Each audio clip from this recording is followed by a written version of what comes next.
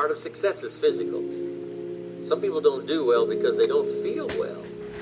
One of the first things to go to work on with intensive effort, and that's your own good health. Because a lot of things come from that. You know, the future possibilities could be greatly diminished by being lazy in producing maximum health.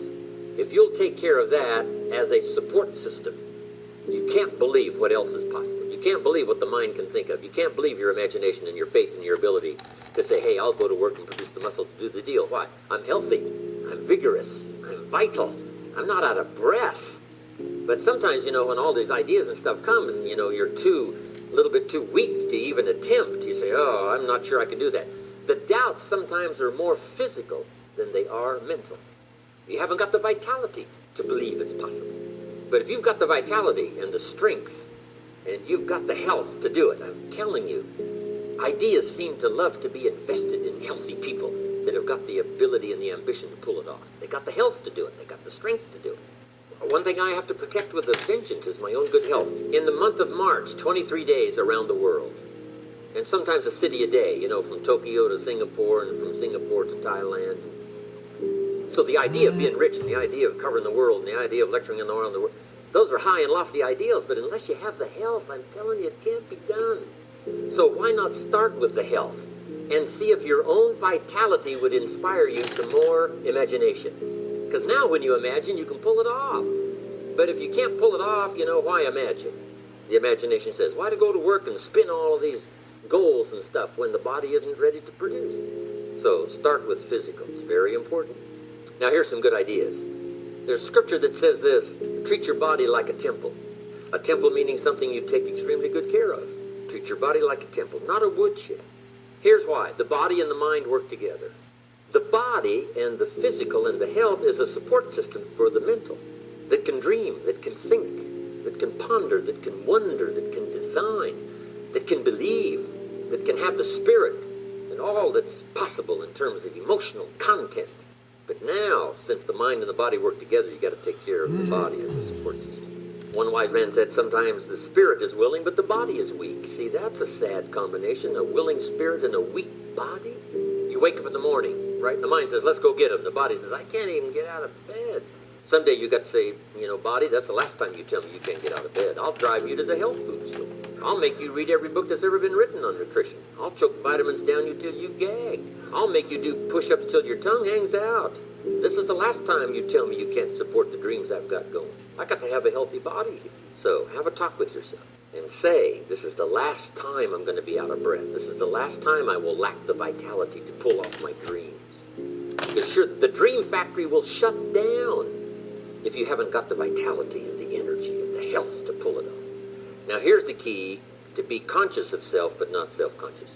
You just got to take care of it. You don't have to be a fanatic. It doesn't take 8 hours a day pushing weights to have relative good health. Just do the simple stuff, the exercise and the nutrition and the health, and just do the stuff. And I'm not saying, you know, being a bodybuilder isn't okay, but, you know, for normal pulling off with vitality, the dreams that you want, just a simple little plan will do. Now also part of the physical is the outside as well as the inside. Interesting phrase written. It says, God looks on the inside, people look on the outside. So you got to take care of both. What's the old phrase? You never have a second chance to make a first impression. So the outside appearance is also valuable as well as the inside vigor and vitality. Somebody says, well, people shouldn't judge you by your appearance. Let me give you a clue. They do. You can't bypass that. Now, of course, when people get to know you, they'll judge you by more than just how you appear. But physical, outside, inside. Here's what's good advice. Make sure the outside is an excellent reflection of the inside. Take care of both. So first, in personal development, on these 3 parts is physical. Here's the second, spiritual. I am a believer that humans are a special creation. I don't ask other people to adopt my belief, but I simply am a believer.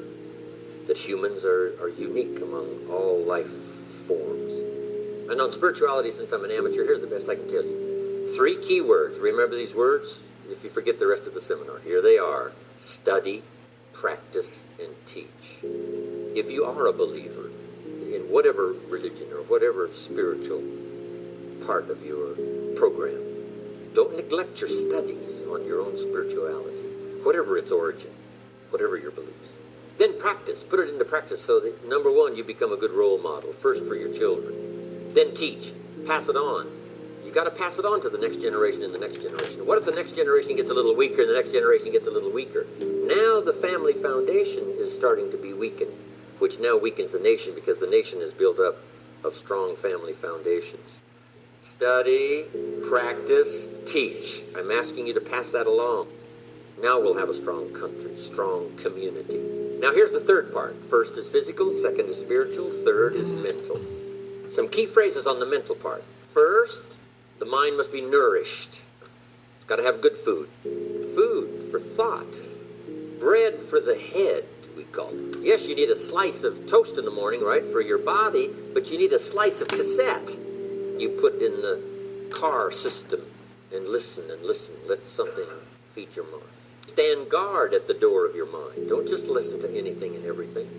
Make sure that you're your own best filter of what goes into your mental factory and spins out the fabric of your life and future. Spend time. Be a selective listener.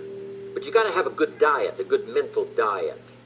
When you walk into a home and walk into the pantry of the kitchen, you take a look what's in there. This family's either going to be healthy or it isn't going to be healthy. A lot depends on what's in the cupboard. What you bring home, right, from the grocery store that you feast on for the body.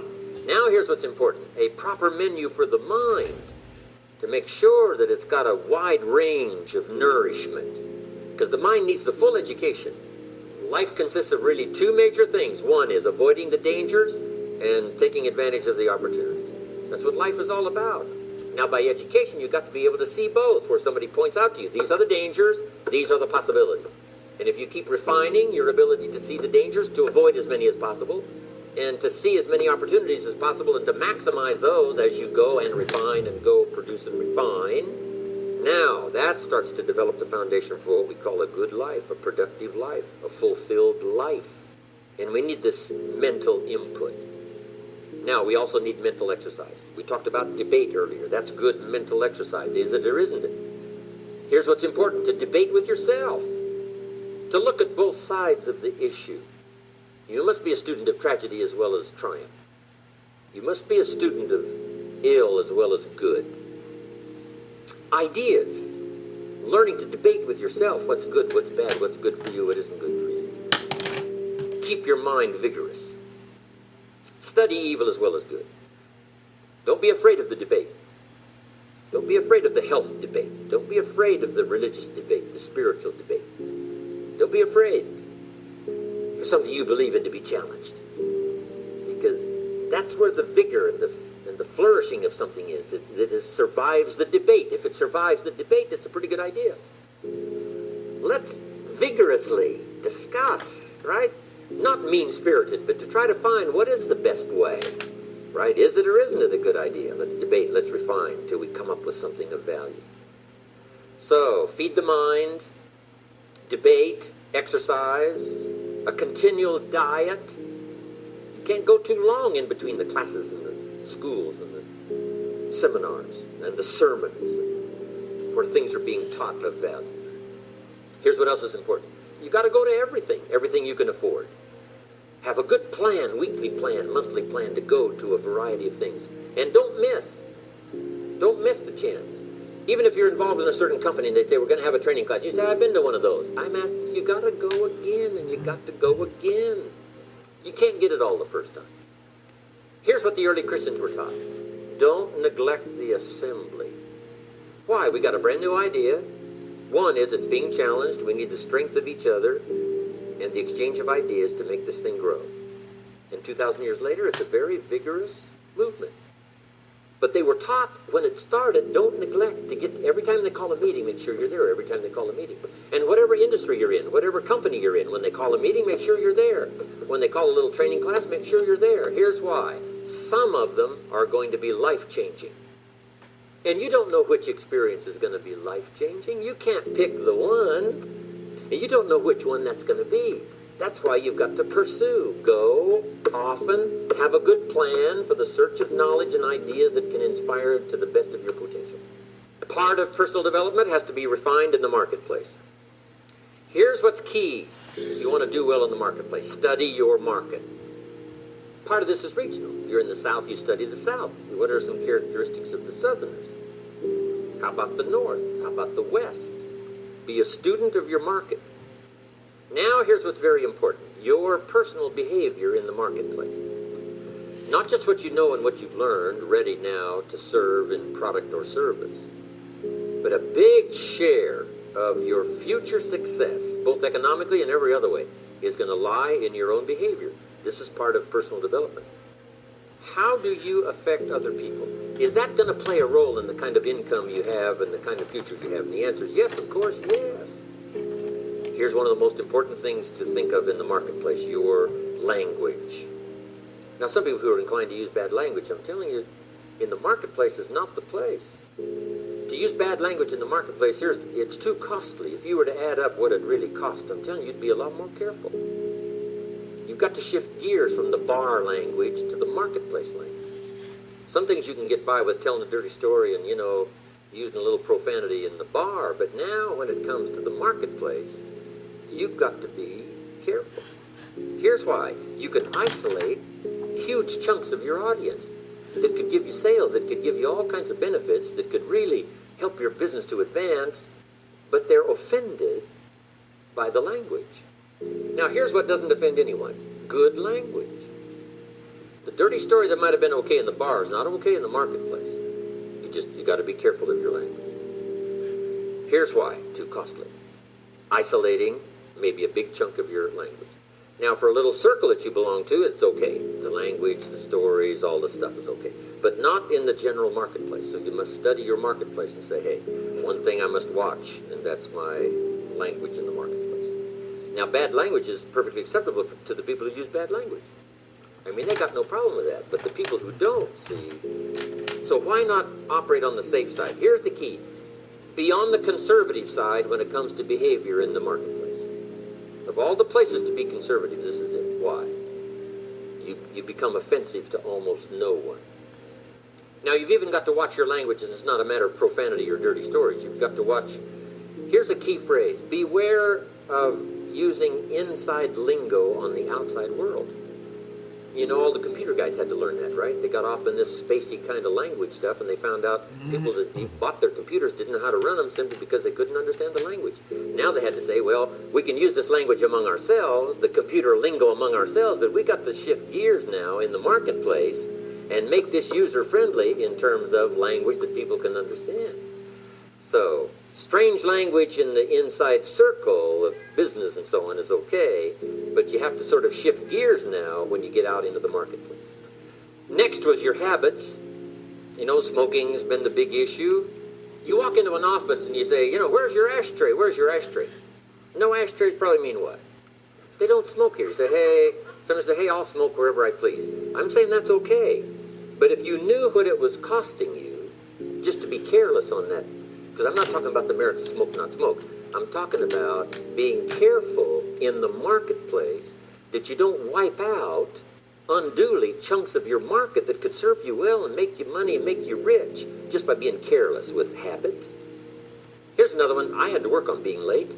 For the people that are always late, what do they care? They're not there when you get there. It doesn't matter, but if you truly want to make progress, not alienate, right, in the marketplace, here's what's acceptable to everybody. Being on time, right? Not being on time is acceptable probably, to a lot of people, but some, it's going to cost you. Now, if you're careless about your language, and if you're careless about your habits, and if you're careless about being late in some of these things, if you added up in 1 year what that might have cost you in terms of just income, in terms of remuneration, you might not want to pay that much. So the guy wouldn't make $200,000 a year, but he has to settle for $80,000. Why? These three things that he's careless about. That's too expensive. I asked a guy one time what his television cost, and he said $300. I said, no, not to buy it. What does it cost to watch it? You've got to add up what it costs to watch it. And I said, in my personal opinion, this television set is costing you about, this was a long time ago, at least $35,000 a year. To watch it, not owning it's cheap. You got to add up sometimes what things are costing you. What's this costing me over a prolonged period of time?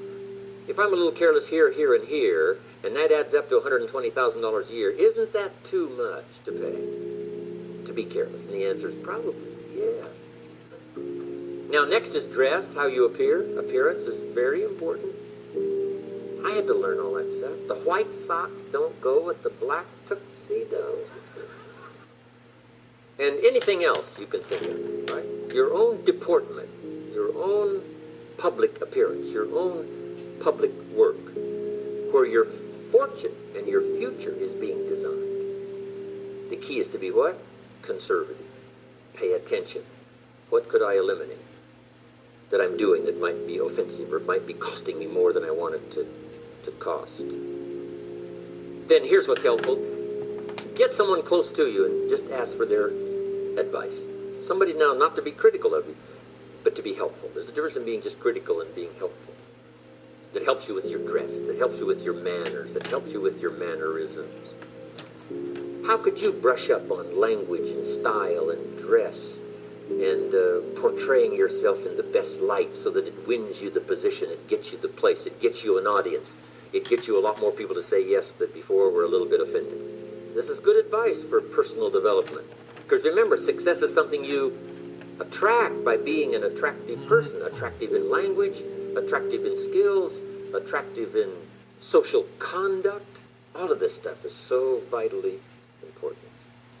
A code of conduct.